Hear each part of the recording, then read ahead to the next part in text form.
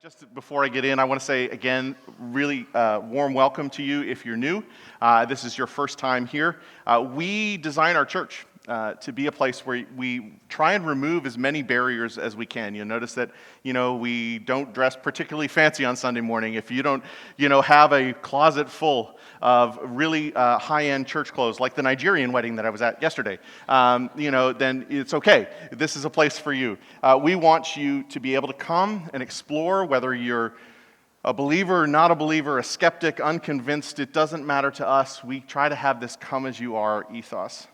And I recognize that this series that we're in, the way of Jesus and kind of coming back to basics, might feel a little bit more like it's for the convinced than some of the other series that we do. We try to do things that are really practical so that if that's you, if you're not a person who's yet come to faith, that's okay. You can belong here before you believe, and you can get something out of it. I've talked to people who are of completely different faiths, and they come to our church, and they still are able to apply the teachings of Jesus to their life. I think it's one of the beautiful things about the way that Jesus taught is that he was concerned about the life that we're living.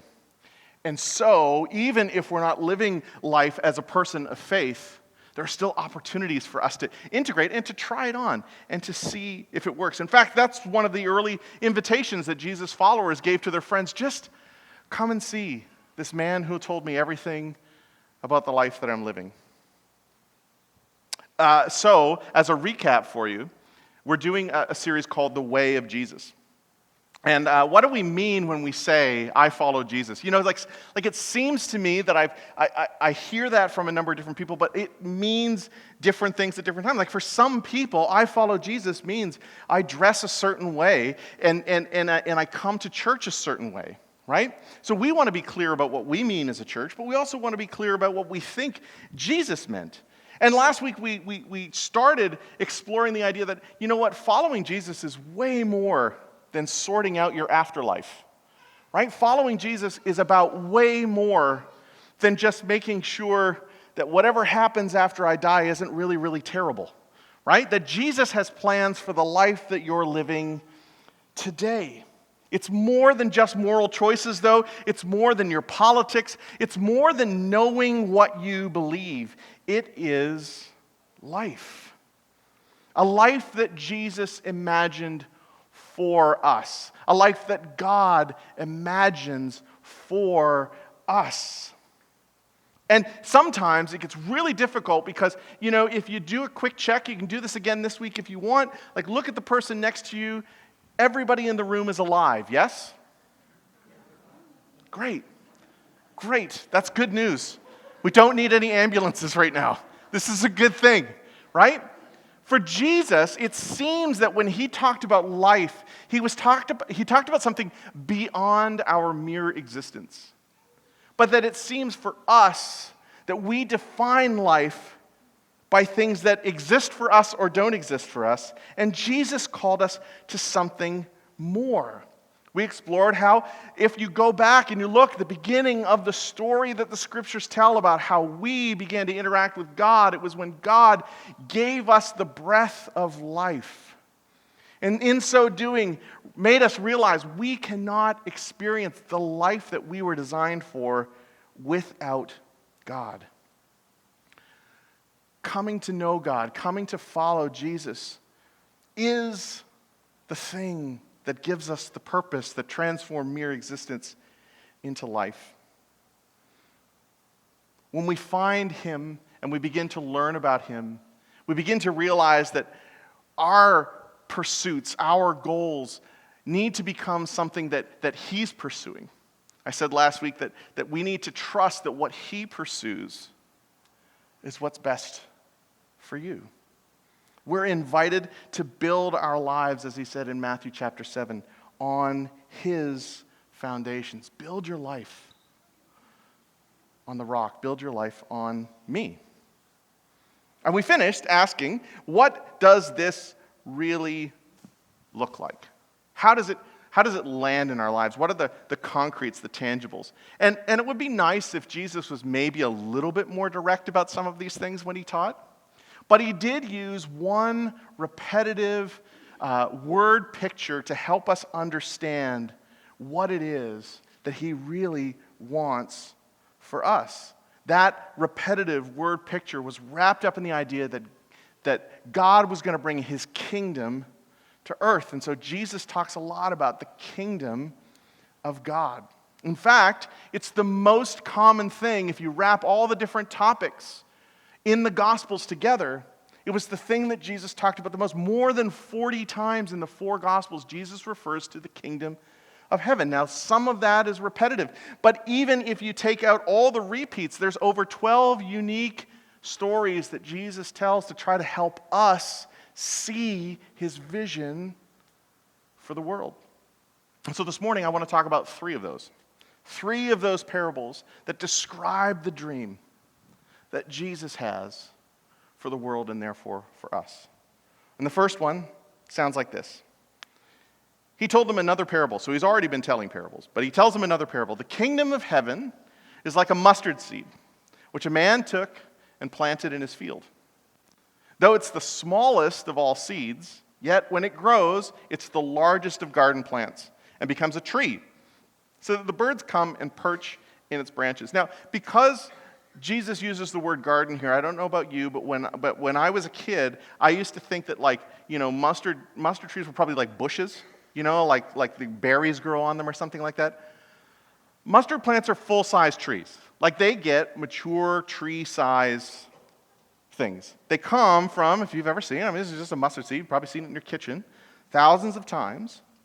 And this is a pretty famous story. So there's lots of different interpretations for this. In the past, I've actually spoken on this before and talked about how one of the understandings of this parable is what Jesus is saying is that small things, when trusted to God, sometimes become very big things.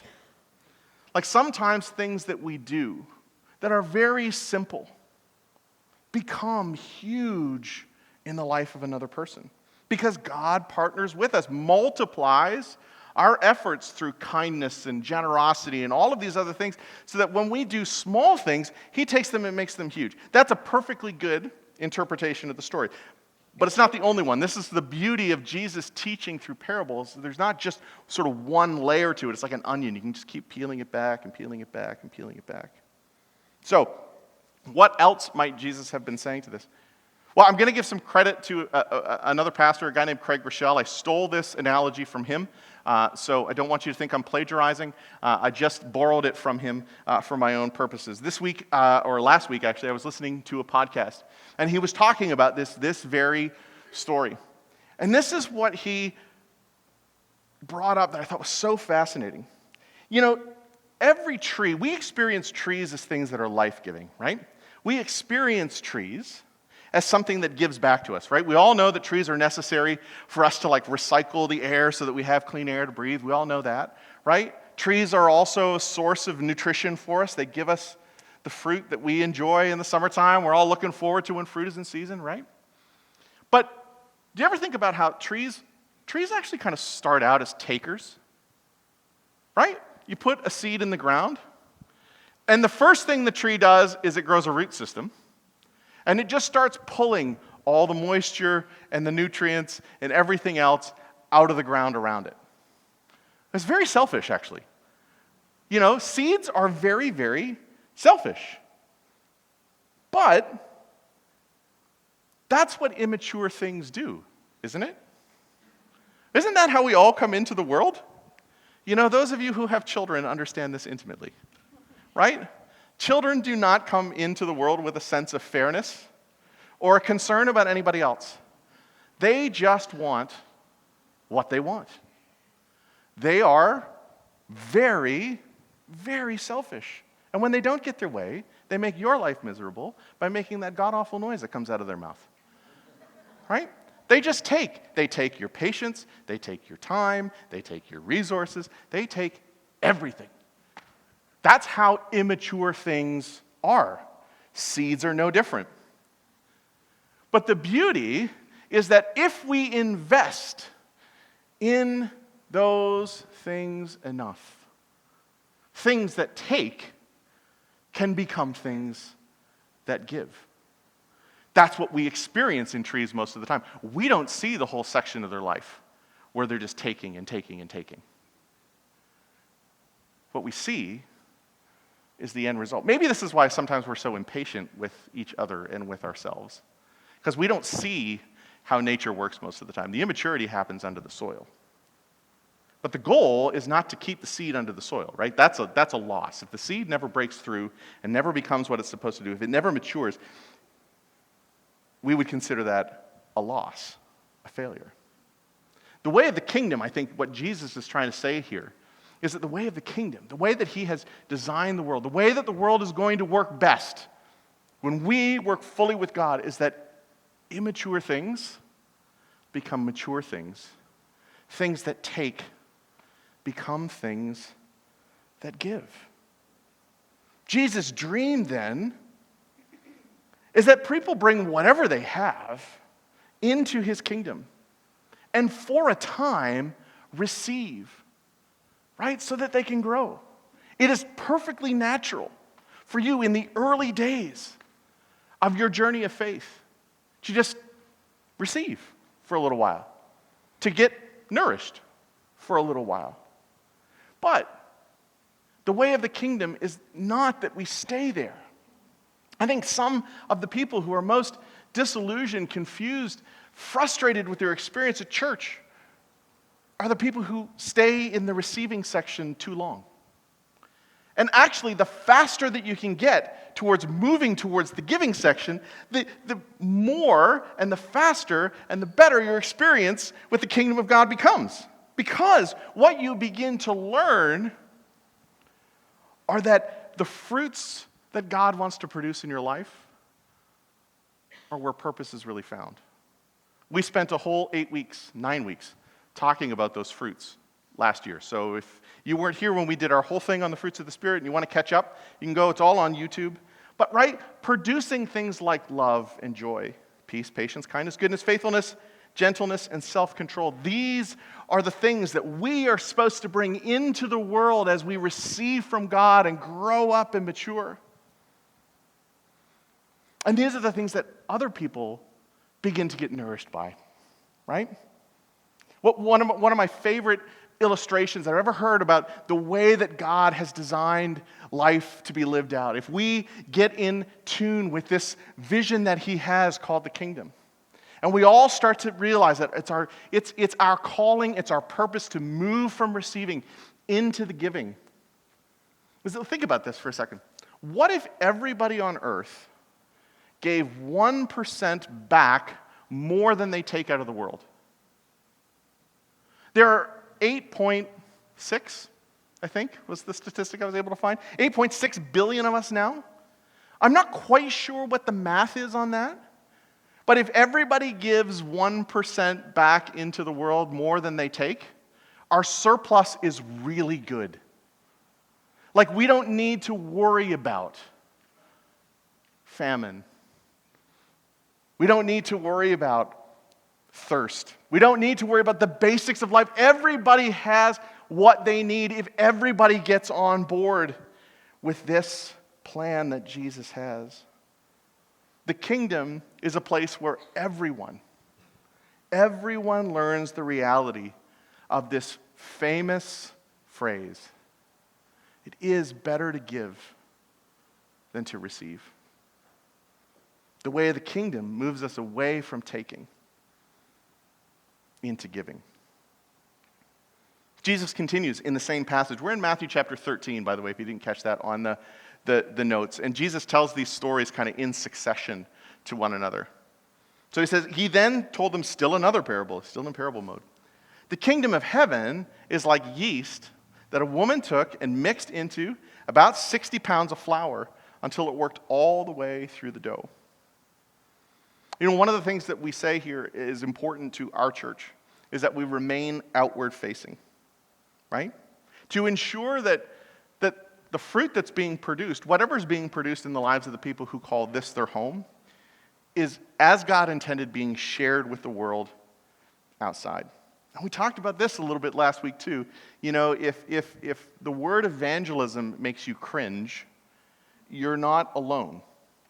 I think it's a word that has grabbed some connotations that maybe it was never supposed to have. So while it's important to me that we're an outward-facing church and that we share with those around us, it's also equally important to me for us not to make it weird. You know? Like not to make it something that creates this unnecessary, awkwardness between people. Sometimes going out and as Jesus said last week, fishing for people, whatever word you want to use, does become awkward. But it doesn't have to if it remains as it was intended, which is entirely relational and intentional. I think you guys watched a video while I was on vacation where my friend Joel talked about our need to invest in the world around us until an invitation is appropriate and possible. That's what we miss so often. So often we're not content with the way that God wants to work in the people around us, that we force our way into situations and scenarios that God's like, your fruit isn't ripe yet. Don't give that to anybody. Nobody wants to eat your green banana. Nobody wants to eat your unripened fruit yet. God is the one who makes sure that the fruit that's being produced in our lives is ready. It's God who does the mixing in the story, right? Ultimately, the work of drawing people into the kingdom is His. We have a part to play, yes, but He puts us in situations where He's produced the fruit that those people need, where it's actually wanted, where it's going to be helpful, right? Let me show you one way that it worked out in my life. When we were in our 30s, we were starting a church from scratch in Toronto. Toronto is, downtown Toronto especially, which is where we live. We live right at the corner of Bloor and Spadina. If you're ever there, it's the University of Toronto is everything sort of south and east of the neighborhood that we lived in. And it's one of the most, disinterested, disenfranchised places in our world as it relates to Jesus and the church and all those things. So we knew we couldn't just show up and say, hey, we're going to start a church, would you like to come? That wasn't going to work. That we had to do some work first. And so what we decided to do, trying to sort of drawing on some of my personal experience as a musician and an artist. That's what I did before I got a real job as a pastor. I was a worship pastor. We don't have a worship pastor, so I can say that right now. I was a worship pastor, and then I got a real job and became this pastor. Okay, but back when that was kind of like what my experience had been, we decided we were going to go and serve people by gathering some of the artistic community in Toronto together, and we would host events at pubs and bars around downtown. Our favorite venue was called the Smiling Buddha, which I thought was awesome that we were starting a church out of the Smiling Buddha. Anyway, we were at the Smiling Buddha, and we were doing this thing, and we weren't talking about Jesus at all. We were just trying to do things that we thought people who love Jesus should do and make friends, right? And what we experienced was that time and time again, Jesus would make it really clear when the fruit was ripe. Like, so for instance, we had this friend named Mary, and Mary was one of the artists. I'll always remember Mary because if you're a child of the 90s, she did an acoustic cover of Salt and Peppa's Shoop that I will never forget. It was amazing. It was fantastic. If you're not from that era, that's okay. Just let it go by. But Mary had this amazing, she was a fantastic singer, guitar player, songwriter, artist. And so it was her birthday, and we went to the salon where she worked. Just in the middle of the day, we pulled up and blocked traffic in downtown Toronto and went out and gave her a gift. And she came out and she's like, you know what? You guys are so different. What's the deal? I don't know. We had known Mary for 3 or 4 months at the time. And that was the door. That was the opportunity that we were waiting for, right? We didn't really have to do anything other than love on Mary well. And God opened the door because the fruit was ready. And we had a beautiful, growing relationship with Mary the entire 6 years that we were in Toronto. See, people of the kingdom are designed to produce kingdom fruit. People of the kingdom start out receiving, awesome, but they mature and they become a life-giving plant to everyone around them. People of the kingdom get mixed in to the culture around them. And Jesus' presence in their life creates the growth around them. Sometimes we're just impatient with God, not on his timeline, not on his plan. But can I say something? Sometimes that becomes an excuse too.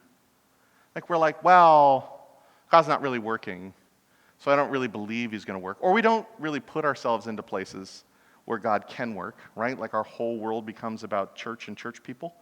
And that's probably the wrong movement as well. Because it seems to me that part of the point of this story is that the yeast, right, is the active agent. That's all of you. That's the people of the kingdom, is getting mixed into the culture around it so that it can react and grow, right? And there's another really important detail with the story that we might be inclined to miss. Let's read it again, and I'll emphasize. The kingdom of heaven is like yeast that a woman took and mixed into about 60 pounds of flour. Did you catch that the first time we read it? 60 pounds of flour. Do you know how much 60 pounds of flour is? A lot. Right? And Jesus wants us to see that. Sometimes when the Bible uses numbers and, there's like the point isn't that it was exactly 60 pounds of flour. The point that it was a lot of flour. Why? Because 60 pounds of flour could have fed a village for a week. Right? So Jesus is not saying, hey, this little bit of yeast was given to you so that it can get mixed in with your family and your family can grow, although he cares about that and that's important to him. We should notice that Jesus has an aspiration, an intention, a vision, a plan to change the community around us. Change the whole village to provide not just for us, but for everyone. So Jesus' vision for the kingdom is this relational living that transforms whole communities for the better. His vision is that your life and my life are supposed to play a significant role in that work, on his timeline, in his way. So the first story tells us the way of the kingdom moves from consuming to producing, from receiving to giving. And the second story, I think, Jesus' way of the kingdom moves us outward to change families, friends, neighbors, neighborhoods, communities, etc., etc., etc. The last parable that Jesus teaches in Matthew chapter 13 ties in some of what we talked about last week, right? So you can go back and watch if you weren't here last week, that's okay. That's on YouTube or our website. And has more to do with the response that we should have, that those of us that are here should have, that those of us that are, consider ourselves part of the kingdom, which you may or may not at this point, that's okay. You're welcome, come as you are, right? But those of us who are actively a part of what Jesus is doing in the world, right? This tells us about how we should be reacting, right? What level of commitment, what level of reaction does Jesus say we should have when we really understand what we've been invited into? Here's what it says: the kingdom of heaven is like a treasure hidden in a field. And when a man found it, he hid it again, and then, in his joy, went out, sold everything he had, and bought the field so that he would never lose it. Okay, let me ask you a question. What was the coolest gift you ever got for Christmas? Just think about it for a second. Lego? A specific kind of Lego? NASA. I was really hoping you'd say something like the Death Star or, Yeah, okay. Yeah, fair enough. Do you remember how many pieces were in your NASA set? Thousands. Yeah, this is like if you just went and watched Spider-Man, you saw Peter Parker and Ned working on their thousands of pieces of Lego together. Mine was also hitched to a recent movie. Mine was, one year for Christmas, I got every He-Man figure and the castles that went with it.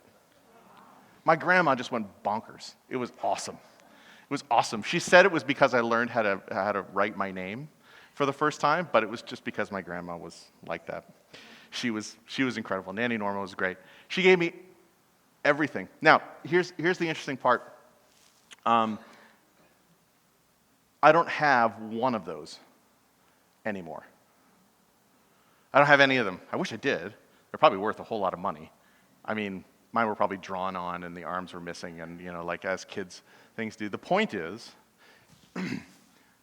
I didn't treasure it forever, right? As cool as I thought that was, and as cool as you think. Trev, still have the thousands of Lego? Nope. No, you might have one piece, though, in your kid's box that made it from your house and got stuck to a piece of tape on a moving box, and, as things do. But you don't have the whole set anymore, and it's not proudly displayed in your house anywhere, no, right?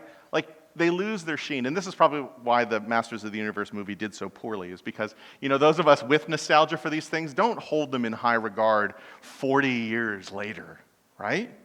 It lost its shine. And maybe that's your story with your faith right now.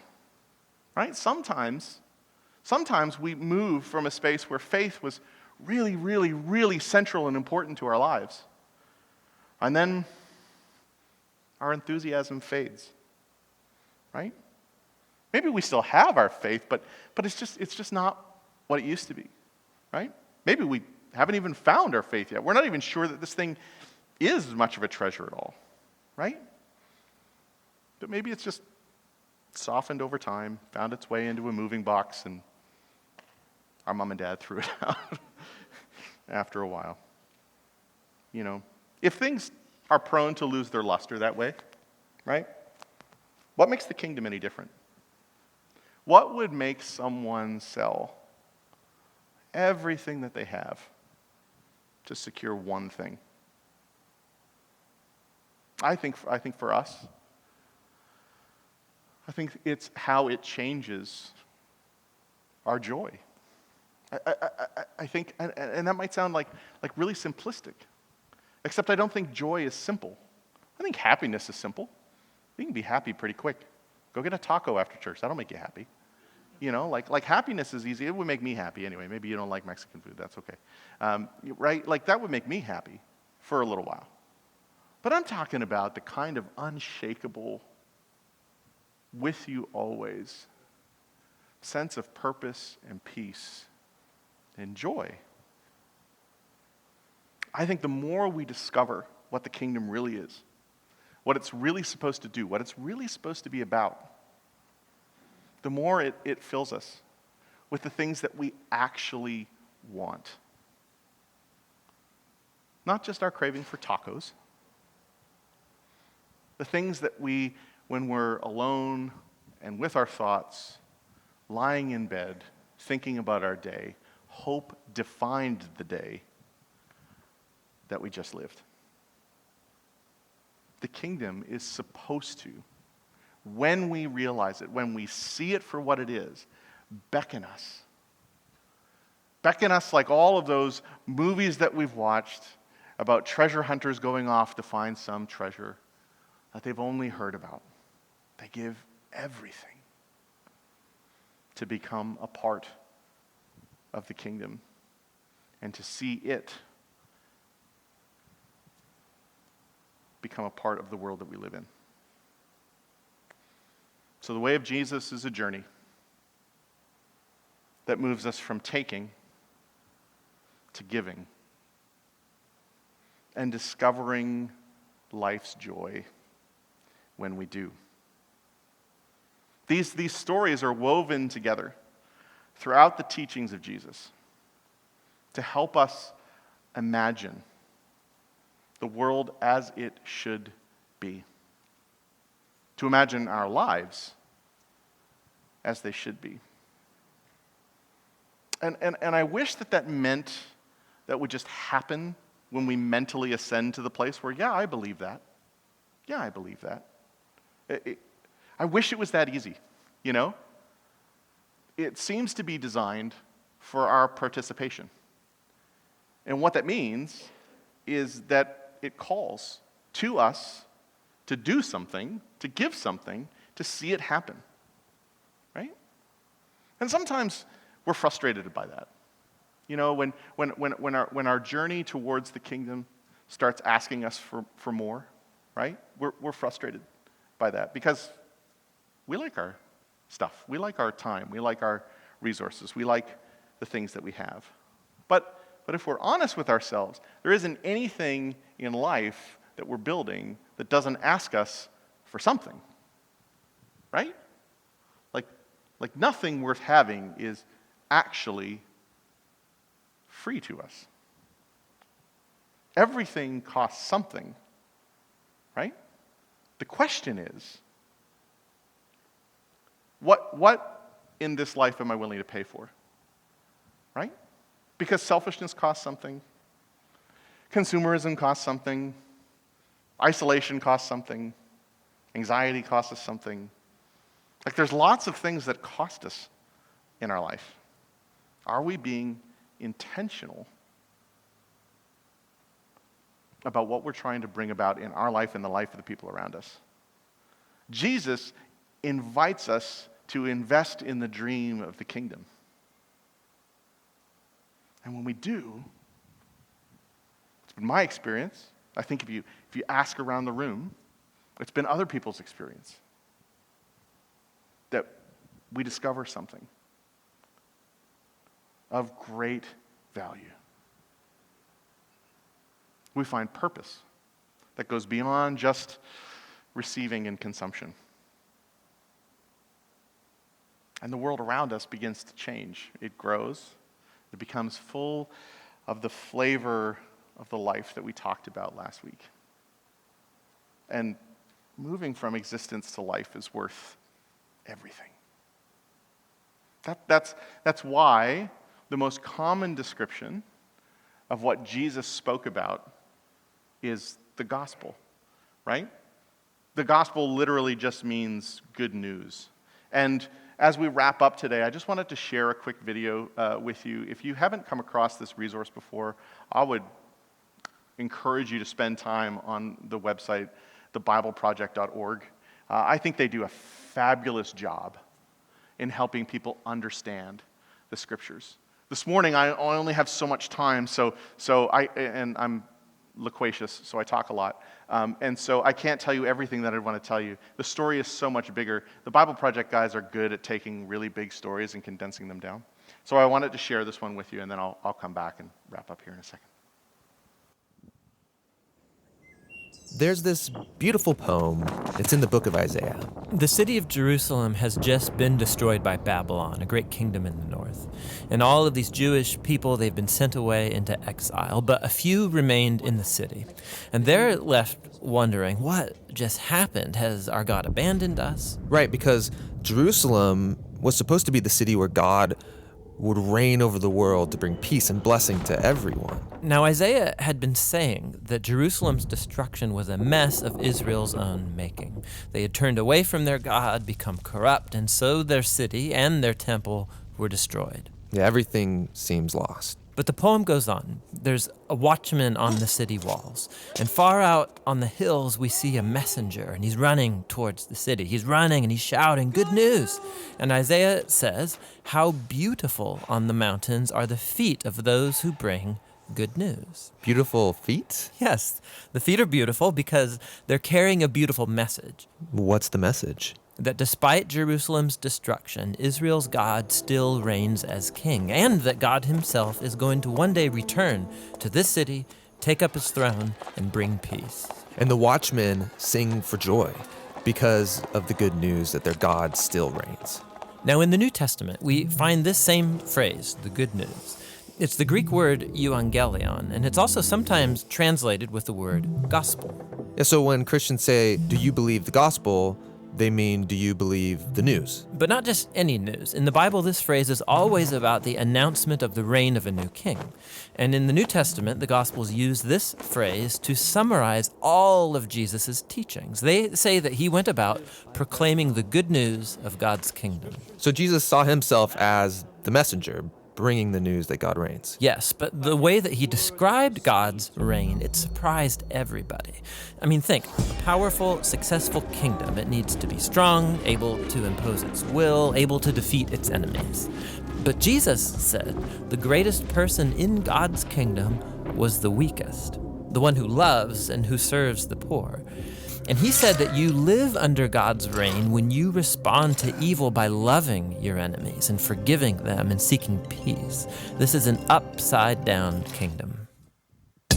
Now, Jesus also said that this kingdom was arriving with him. Yeah, so for example, there's this really interesting story where there's a high-ranking Roman officer, and he comes to Jesus begging him to heal his servant. And he even calls Jesus his Lord, acknowledging that Jesus is his authority.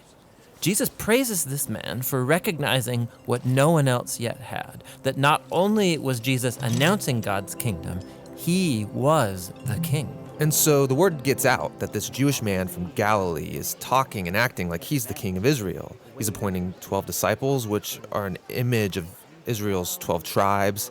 He's healing people, forgiving people their sins. And all of this so threatened Israel's leaders that they finally decide to have him killed.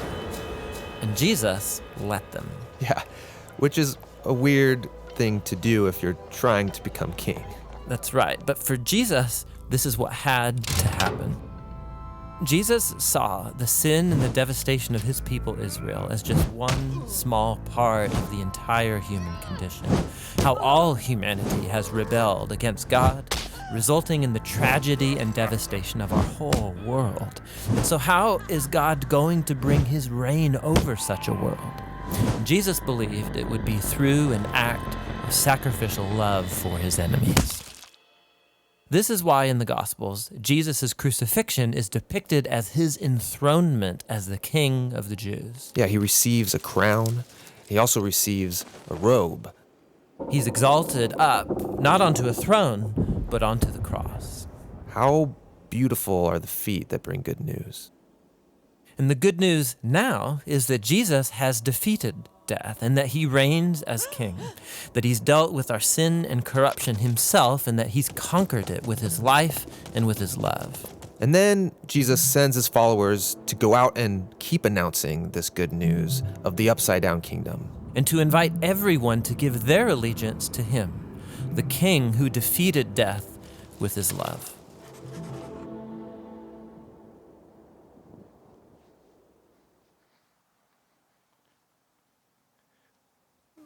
We call the first 4 books of the New Testament the Gospels. The truth is, the whole of Scripture is pointing towards the good news.